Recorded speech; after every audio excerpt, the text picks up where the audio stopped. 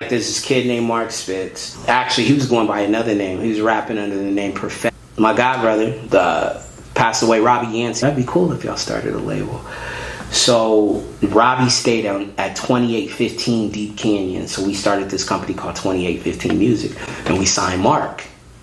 Well, who went by Perfect. And I was like, yo, you gotta change your name. Like, Mark Spitz. Like the swimmer. Okay. Won 8 gold medals. Mark Spitz. It's a real dope name. But everywhere we would go, that's how I was introducing them. And I was basically like, nigga, you want me to put the money up? Your name is Mark Spitz. Because I always want to pay homage to, I'm so sensitive as to how did you get here? Don't act like one way or the other, someone we knew, I want to say it might have been this kid Ben who worked at Interscope. But also it was the homie Leo Williams. Somebody knew this dude Ice Gree, who knew Kanye. This is real shit. We got 50 stacks.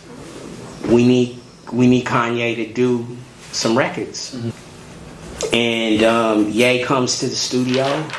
We knock out 2 records at Record Plant. We knock out this record called One More For Me first. To the point that when G. Roberson comes, who's managing Ye, I think G was at Atlantic at the time. I think him and Hip Hop were head of Black Music. And he was like, yo, you can't get our record to them, but we bought the record, homie. So we bought the record. And it was no shady shit. It was just G being like, yo, that record's crazy. So, whatever. We got this David Banner record. Yep. Banner's on the record producing it. It's a song called Bandanas, and he's on there. It's dope, you know what I mean? And it's so dope because at the time, we're in the middle of gangbang culture in Long Beach. Again, the Midi Mafia record was crazy. And then Kanye does these 2 records for us. And Kanye goes, yo, you should know Ross Stewart, who at the time was managing Twista. Twista should be on this record.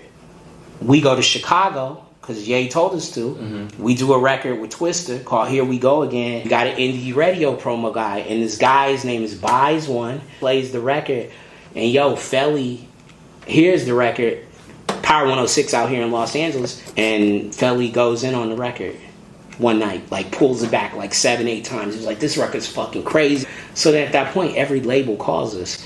And 3H but he was working at Capitol in some capacity. 3H came and was like, I want to fuck with y'all. Y'all need to meet my guy, Ron Lafitte, who's the president.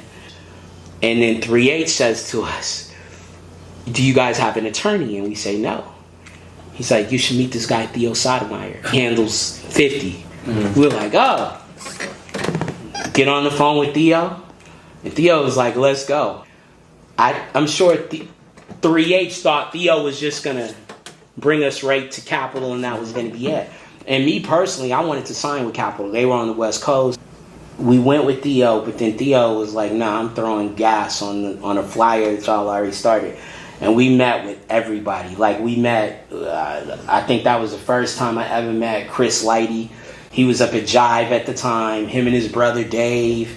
That's how I met John Monopoly, who manages Ye. He was working at Violator, but he also had a gig at Jive, right, where Barry Weiss was the head. So we go meet with them, and and again, this little seminal moment that I'm telling you led to all these moments. Okay. Right? Mm-hmm. It led to everything. I've had an artist. He eventually gets signed. We eventually signed to J Records. Larry Jackson signed it. Larry, who is now head of creative, or what is he?